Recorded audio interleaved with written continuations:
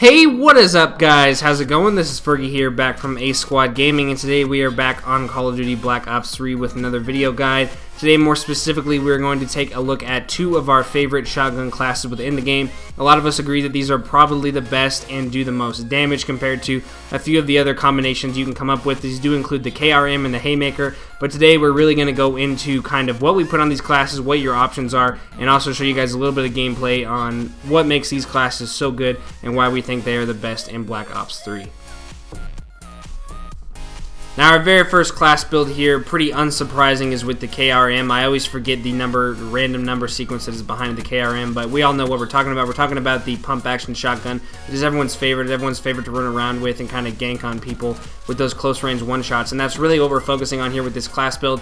This is that class, that one that you can really hip fire out of nowhere and pick up kills on multiple targets in multiple situations, and it's really very, very good. It has a pretty decent range, and even if you do get a hit marker with it, there are certain combinations you can have that will allow it to perform even better. Now, let's take a look at really what we have here, attachments and perks wise and things like that. So again, we are using the KRM 262. I obviously already have diamond on it because we've already covered that video and diamond on all the shotguns. I personally choose to not use a sight on the weapon, primarily because I hardly ever even aim down it, and I really don't mind the iron sights very much. They're not too bad at all. I really focus more on the other attachments we have, and all of the best attachments are at the end of the cycle, so you really have to level up the weapon quite a bit in order to unlock the best ones. We have really 5 options in putting attachments on this weapon. We have the laser sight, fast mag, extended mag, long barrel, and rapid fire, and all 5 of them in any combination, even if you want more than 3 attachments, are going to be very, very good. Now, personally, I would say long barrel is a must. You really need that extra range. You want to get less hit markers, and it's very, very important in a lot of situations. All of the other attachments are kind of up to you. Fast mags, in my opinion, is also kind of a must because it takes a little while to reload this weapon, so the fast mags is really important in order to get bullets back into the chamber quickly.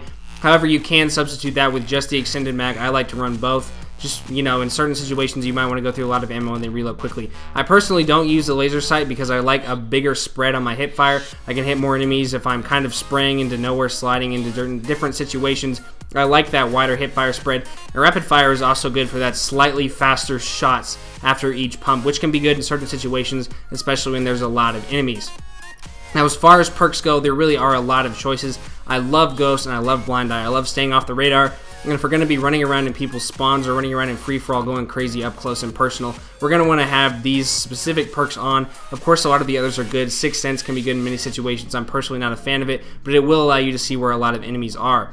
Fast Hands is probably the most important perk in this build, along with Gung Ho, just because you need those quick shots. You need to be able to aim faster after shooting. You need to be able to do things after using equipment or mantling and things like that. You need to be able to shoot as quickly as possible and react as quickly as possible. Another great option is Tracker, especially in team game types where you can follow people or track them into their spawn and kind of focus on multiple enemies at once, and that's also a pretty good option. Now, as far as perk 3 goes, we really have our most choices here. We have Gung Ho, Blast Suppressor Awareness, and Dead Silence, all 4 of which can be very, very good. I love to stack 2/3 perks because I feel like they're the most important out of anything. But like I said, I run Gung Ho on this class no matter what. I feel like that needs to be on because you can hip fire faster while mantling and jumping and all kinds of things. Awareness and Dead Silence are also very, very good if you have a headset or if you know you're going to be kind of rushing stealthily. Even if you have a silencer on the class for whatever reason you do that, Dead Silence is very, very helpful as well. But I choose my stealth to be with the Blast Suppressor because I am exoing a lot. I am sliding a lot to get closer to people and things like that. So that's really why we've gone with this build here. Of course, there are a lot of things you can change. A lot of this is all really up to you. Even with attachments and perks, we can use a lot of different kinds of lethals as well. I would say C4 wouldn't be bad, and neither would maybe a concussion or a flash grenade just to stack a lot of enemies together or get closer to individuals. Now, really to show off this gun in action a little bit, we can really see what I'm going with here is getting close to a lot of enemies and reacting quicker than them. Even if they do react before you, they're probably going to take more bullets to kill you than your one quick shot, and that's why you're going to be able to pick up a lot of really close range kills, and that's what makes this build so impressive. Even if you switch things up and you don't have the Fast Hands and Gung Ho, it's going to win a lot of engagements like that up close.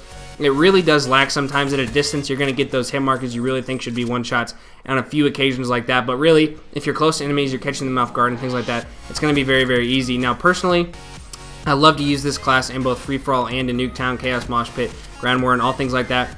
Team game times can actually be a little bit more fun sometimes because of how quickly you can pick off enemies and you can kind of catch them off guard, pull flanks, whereas free-for-all people are ready from all angles. But in team game types, really you can get people a lot quicker and catch them when they're not really prepared. You're going to have less gun-on-gun fights and just be able to pick off more people as time goes on.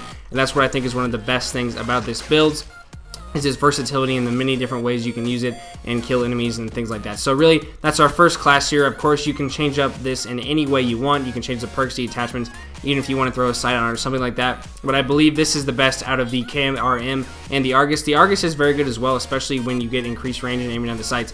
But I like the KRM just because of how quickly you can shoot it. I like its hip fire better. I like its speed. And I'm more familiar with that shotgun from Black Ops 2, whose name I still cannot remember. So that's really why we went with this, and that's kind of another reason where I went with a polar opposite in our second class, which kind of has a similar purpose and performs in a similar way, but is a very, very different weapon, and you can use it kind of in many more team situations and kind of spray and pray situations where you think you might not be able to pick up as many kills as you can. Now our second class build is with the Haymaker 12, and like I said, this performs a little bit differently than the KRM. It shoots a lot quicker, obviously. You can pick up a lot more enemies quickly, and kind of if you're spraying and not really prepared, you can pick up a few more of those kills, whereas with the KRM, you might want to be paying a little bit more attention unless you get a lucky hip fire. Now, really attachments are pretty similar. The last attachments are always going to be best, but I personally think long barrel and rapid fire are going to be very, very important because you need to shoot as quickly as possible with as much range as possible. Also, fast mags and extended mags are great choices. The reload actually does take a little bit on this, obviously not as long as the KRM, but I would suggest probably fast mags over extended mag just because you can get the next round in very, very quickly. Laser sight's also good. I already explained why I really don't need that as much as I think I may. So that's really why I'm not running that, but like I said, extended mag is also a great option instead of the fast mag, just for more straight up ammo and you don't have to reload as much to begin with. Now perks wise, we've only got really one big change here. I personally do not even play with a headset, but I do like running with awareness. Sometimes just be able to hear more enemies. I've actually been playing with this in free-for-all more than team game time, so that's really why I'm running that. Of course, it's also good when you're in the spawns and stuff, just like with the KRM and things like that. When you're running around, you can hear more enemies, which is another reason Dead Silence is also good. Of course, like I said, Blast Suppressor is also a great option. Any three of these perks are going to improve your survivability, improve your stealth, improve your ability to not be detected by enemies. So that's why all three of them are actually pretty even in their kind of their rankings for which is more important. And I would say I would really leave that up to you. However, Ghost, Fast Hands, and Gung Ho are also still extremely important, and I recommend you keep them on no matter what. Now you may notice that you see me running around and sliding a lot. That's really my method of getting closer to enemies. If they're running away from you, or if you kind of want to slide past them in order to get a kind of catch them off guard, get on the side of them, because the sliding is actually very, very helpful. It's very quick actually, especially when you're trying to kill someone that's sliding. It can really throw you off. If it lets them get on the side of you, then they might be able to kill you potentially, and it's also great, like I said, for flanking. So that's really why I'm doing that, but I really use this gun in a similar way that I do with the KRM. Of course, they're both shotguns, so they both have pretty crappy range. However, you can get bullets off very, very quickly with this. It takes anywhere from 3 to 5 bullets to kill an enemy, depending on how far away they are. I've actually gotten some 2 shots before, however, they were headshots, so that's the change there.